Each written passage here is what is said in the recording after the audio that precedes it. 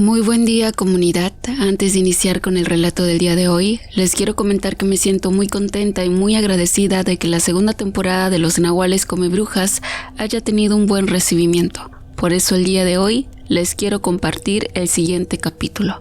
De igual forma, invitarles a que le den hipear al video, a que le den me gusta, a que se suscriban al canal y lo compartan con sus amigos o en sus redes sociales para que nuestros relatos puedan llegar a más gente.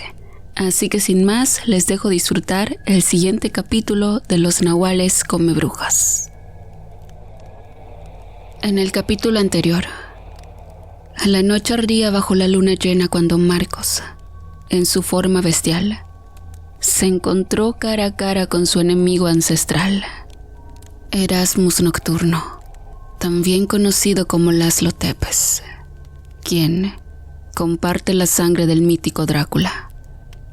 El recuerdo de aldeas arrasadas y licántropos masacrados encendía la furia del lobo, decidido a terminar a lo que llevaba siglos esperando. Mientras los aliados de Marcos, Poncho, Zeus y Apolo se enfrentaban a hordas de vampiros, el duelo principal sacudía el bosque y el cementerio con zarpazos, mordidas y huesos quebrándose. La batalla era brutal y pareja. Ninguno lograba imponerse. Pero la guerra no era solo de dos. A un costado, Braulio y Arcadio, Nahual y Hombre Lobo yacían al borde de la muerte. La desesperación de Pablita parecía inútil, hasta que Luna, la loba blanca, invocó un resplandor lunar capaz de cerrar heridas imposibles. Con sangre y fe, ambos guerreros regresaron más fuertes que antes. Sin embargo, el horror apenas comenzaba. Desde las entrañas del cementerio, emergieron ghouls y muertos vivientes, criaturas antiguas que obedecían al clan vampiro. La batalla se volvió una masacre desigual, y cuando todo parecía perdido, Pablita liberó su verdadera forma, una colosal bestia come brujas, desatando una furia capaz de despedazar enemigos por decenas. Aún así, las fuerzas oscuras crecían sin cesar, enviadas por Oberon, quien observaba la guerra desde su castillo. Anat, la niña protegida por la loba blanca, estuvo a punto de ser devorada por ghouls, hasta que los tres hermanos, en su transformación de simios colosales, acudieron en su auxilio, inclinando momentáneamente la balanza. Pero la superioridad enemiga era aplastante. Entonces, la loba blanca aulló. Su llamado detuvo la batalla, pues desde el bosque acudió una estampida de lobos y hombres que se transformaban a licántropos al contemplar a la loba blanca. La horda aliada arrasó con vampiros, muertos vivientes y ghouls en cuestión de minutos. Y solo uno quedó en pie: Erasmus. Cuando parecía que el duelo alcanzaría su desenlace, el vampiro lanzó polvos oscuros al suelo y desapareció entre el humo. Había huido. En la distancia, un humo rojizo avanzaba con determinación. Plutón. Sus palabras revelaban una verdad mayor. La guerra que acaba de librarse era apenas el preludio. La última guerra estaba por comenzar. Oberon estaba firme en la torre más alta de su fortaleza. Solo miraba inmóvil lo que en la lejanía ocurría. Una furia desbordante le hervía la sangre. Su ejército había sido derrotado, y su mascota, Arcadio, el poderoso hombre lobo, se había unido del bando de los comebrujas. Pero él no sabía que eso no era lo peor. De pronto, un espasmo le recorrió la espalda. Sus ojos, acostumbrados a ver en la penumbra, captaron un rastro de humo rojizo que se movía contra el viento cerca del campo donde los cadáveres de sus vampiros aún se pudrían. Sintió una opresión en el pecho, una vibración eléctrica que le nacía en la base del cráneo. Era una señal de que algo muy viejo y muy peligroso acababa de llegar. Bajo las escaleras de la torre, saltando tramos enteros, sentía que su inmóvil corazón se le saldría del pecho. Llegó al salón principal, donde Irma, Xochitl y Europa aguardaban en una calma que se rompió en cuanto lo vieron entrar con el rostro pálido y los ojos desorbitados. «Están aquí», gritó Oberon, y el sudor le resbalaba por la frente. «Plutón llegó, y la niña Nat viene con él». El silencio fue absoluto. Irma dejó caer la daga que sostenía. Europa retrocedió hasta chocar con una mesa de madera maciza. Ambas sabían de lo que era capaz ese hombrecito. Recordaban cómo había asesinado a Ganímedes, quien era hermano de ellas. No hubo pelea, solo un estallido de carne y hueso que manchó las paredes. Plutón no castigaba. Plutón borraba lo que no le gustaba. «Nos va a buscar», soltó Irma, con una furia que apenas tapaba su miedo. «Va a hacer con nosotras lo mismo que le hizo a Calisto. No viene a hablar». Europa miró a Irma. Sus ojos reflejaban la misma decisión desesperada. «No nos queda de otra», dijo Irma. «Tenemos que liberar a nuestros padres. Si ellos no lo detienen, nadie lo hará». «Que así sea», respondió Europa con la voz preocupada. En el frente de batalla, el aire frío esparcía el olor a podredumbre que salía de los cadáveres de vampiros y no muertos. Todos allí veían sorprendidos a Luna, la loba blanca. Nadie comprendía cómo de un único aullido había logrado reunir a cientos de licántropos y lobos enormes. Arcadio la miraba con duda. Pablita abrazaba a Nat, con quien festejaba la victoria. La loba blanca lamía las heridas de los heridos, aplicando sobre ellos sus poderes curativos. Entonces, una nube rojiza invadió aquel lugar, haciendo que la visibilidad se volviera nula.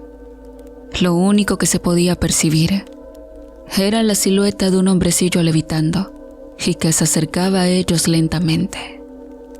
Los comebrujas, con Marcos, Braulio y Pablita a la cabeza, se pusieron en guardia.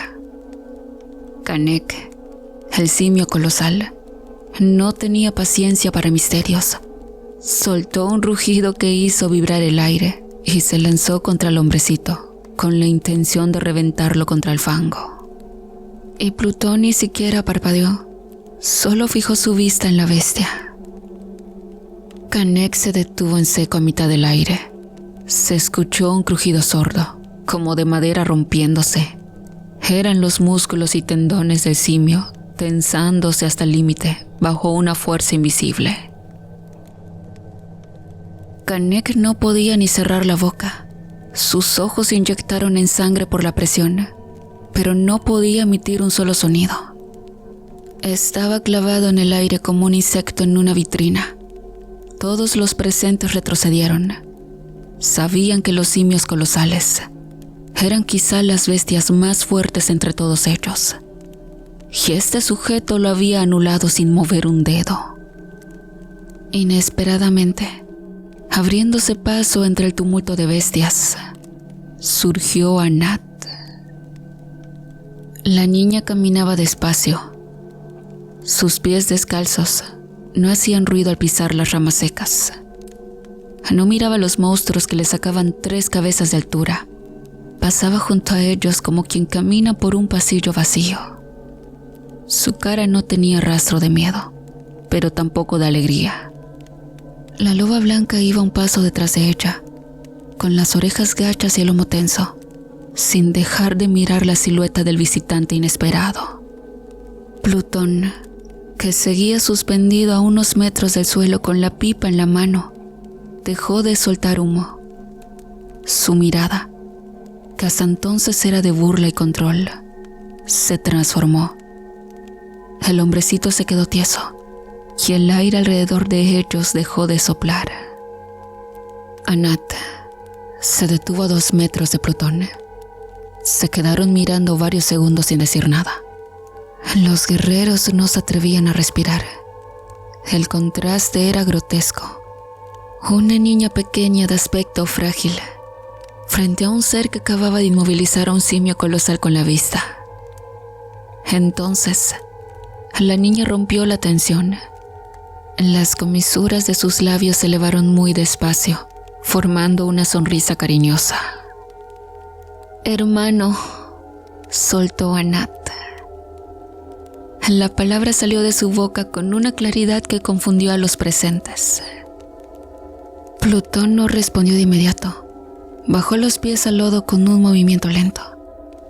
El poder que emanaba de él pareció replegarse, guardándose como una fiera que reconoce a su dueño.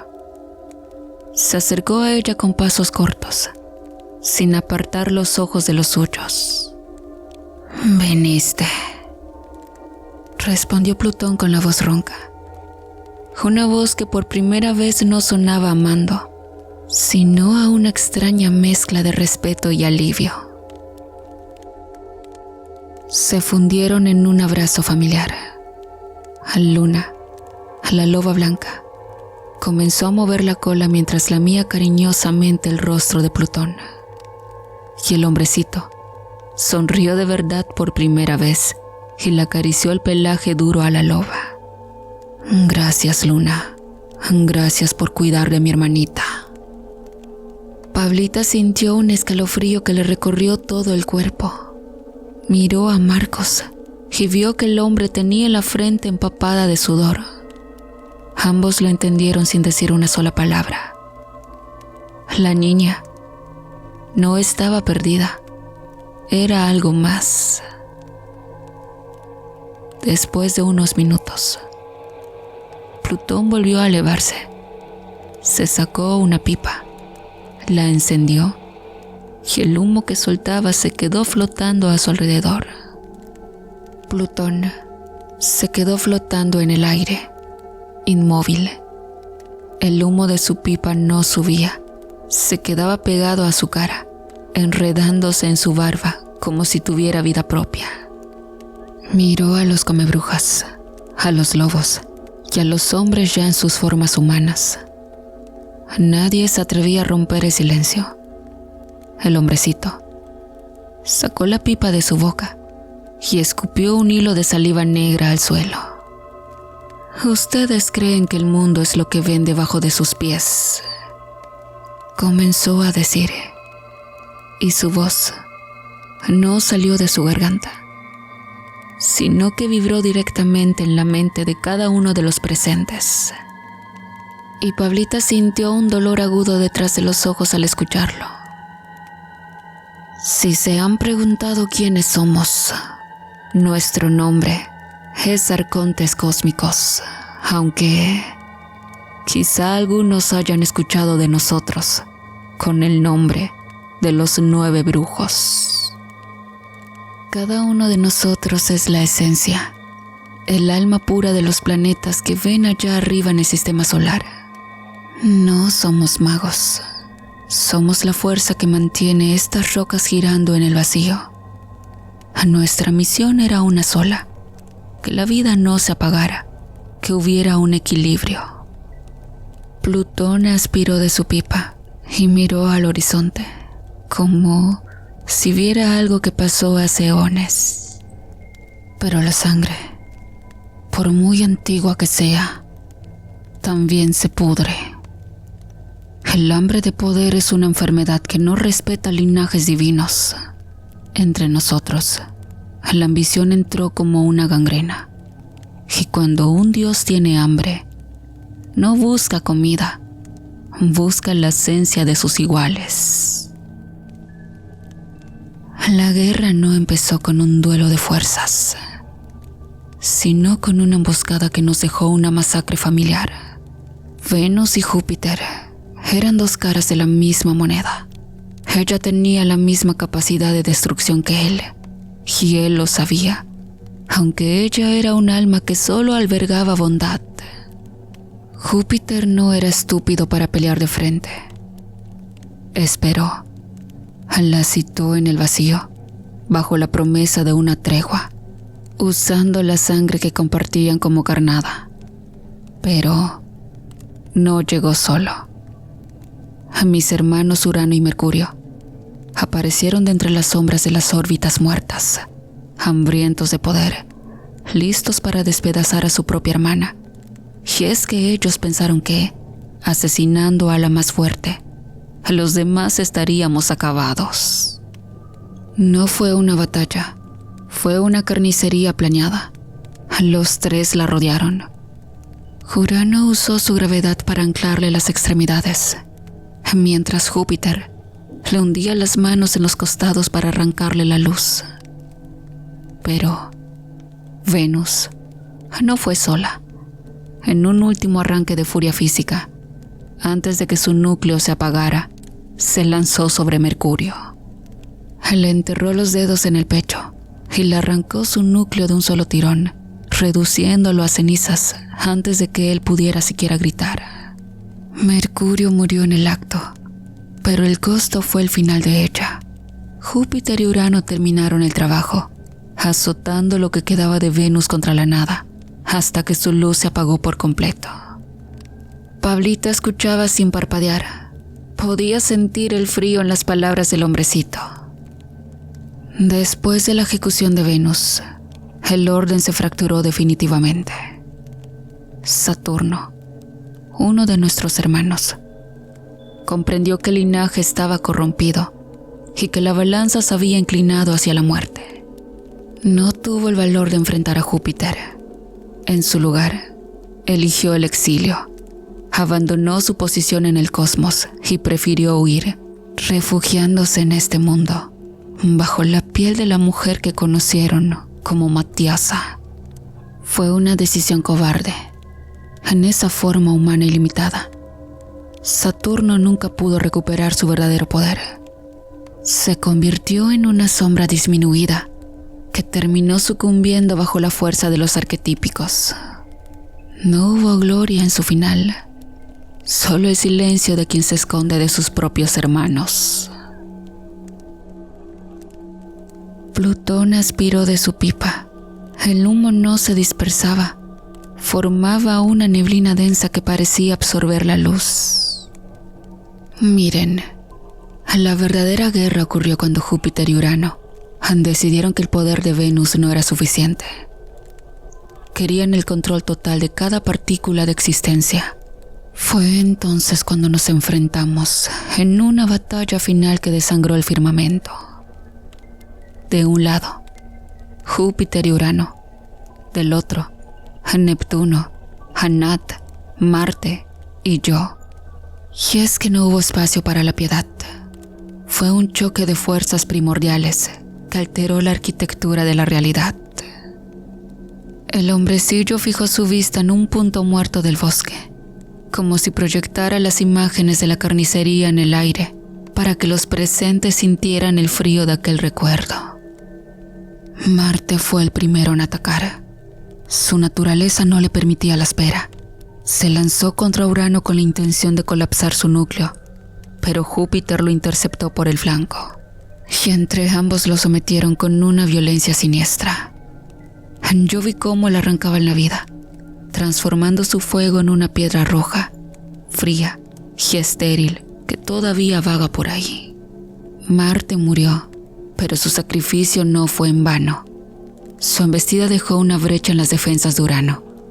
Neptuno aprovechó el segundo exacto para intervenir, utilizando la presión de sus abismos para destruir la estructura física de Urano. Sin embargo, Júpiter reaccionó con una velocidad letal. Antes de que Urano cayera, Júpiter tomó a Neptuno por el cuello y desintegró su forma. Urano y Neptuno se anularon mutuamente, dejando el campo sembrado de escombros de dioses. Plutón apretó el puño y la presión en el aire hizo que los licántropos retrocedieran por instinto, sintiendo el peso de su autoridad. Al final, solo quedamos Nat y yo frente a Júpiter. Su poder era superior al nuestro, pero la matanza de sus hermanos lo había desgastado. No era posible matarlo. Su esencia era una constante que no puede ser borrada del todo. Así que optamos por la reclusión. Abrimos una fisura, un agujero negro masivo, y lo confinamos allí. Júpiter permanece en ese abismo, atrapado en una gravedad que lo comprime eternamente, rumiando su derrota en una oscuridad donde el tiempo no existe. El conflicto parecía resuelto, hasta que detecté que los lacayos de Júpiter y Urano seguían operando en este plano.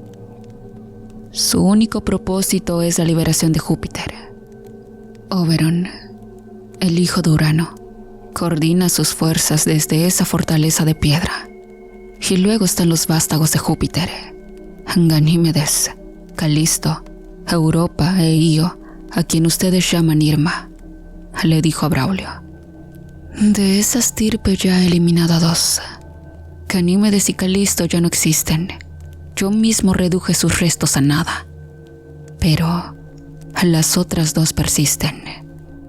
Si logran abrir el portal y extraer a Júpiter de su prisión, este mundo será el primero en ser consumido por su hambre. Y entonces señaló a la loba blanca que montaba guardia junto a la niña. Luna no es un animal cualquiera. Ella cuida de Anat, porque Anat es la tierra. Ella es la madre de todo lo que camina cuando el sol se quita.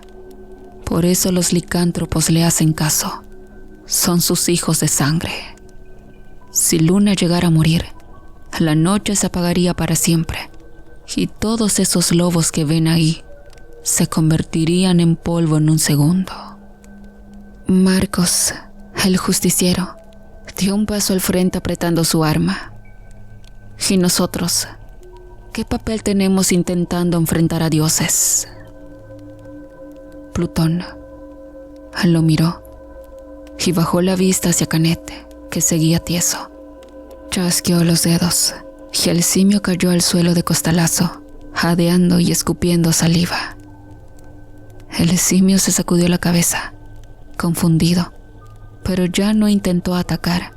Se limitó a gruñir y a retroceder unos pasos. Casi olvido soltarte, dijo Plutón, mirando al simio. Ustedes no pertenecen a este linaje. Sus ancestros son los arquetípicos. Son dioses que llegaron de afuera cuando este mundo ni siquiera tenía nombre. Se instalaron aquí porque les pareció un buen sitio. Uno de ellos fue quien terminó con la soberbia de mi hermana Matiasa. Yo estuve presente cuando ocurrió. Pablita sintió un golpe seco en el pecho. A la imagen de la serpiente cerrando las mandíbulas sobre el cuello de Matiasa se le clavó en la mente. Escuchó el sonido de las vértebras de la bruja rompiéndose bajo la presión de los colmillos, y el olor a maldad de la mujer le revolvieron el estómago. Aquello fue una masacre real, siguió Plutón. Nada de luces ni palabras extrañas. Coatlicue no necesitó magia. Usó su peso para molerle las costillas a Matiasa y sus dientes para arrancarle la garganta de un tirón. Vi a la que llamaban madre de las brujas retorcerse como un bicho, mientras la serpiente se la tragaba viva. Matiasa gritó hasta que la sangre le inundó los pulmones y la dejó muda. Pablita tragó saliva. Las palabras de Plutón eran directas, no se tentaban la crudeza de su narrativa. ¿Dónde están esos arquetípicos ahora?, preguntó Pablita, con la garganta seca. ¿Quién sabe?, respondió Plutón. Estarán durmiendo en algún pozo profundo, o aguardando a que las cosas se pongan peor para asomar la cabeza. Han pasado siglos desde que esa serpiente habitó por aquí, pero su rastro sigue marcado en la tierra. Si los hijos de Júpiter y Urano no han logrado liberar a sus padres todavía, es porque saben que los arquetípicos son difíciles de digerir.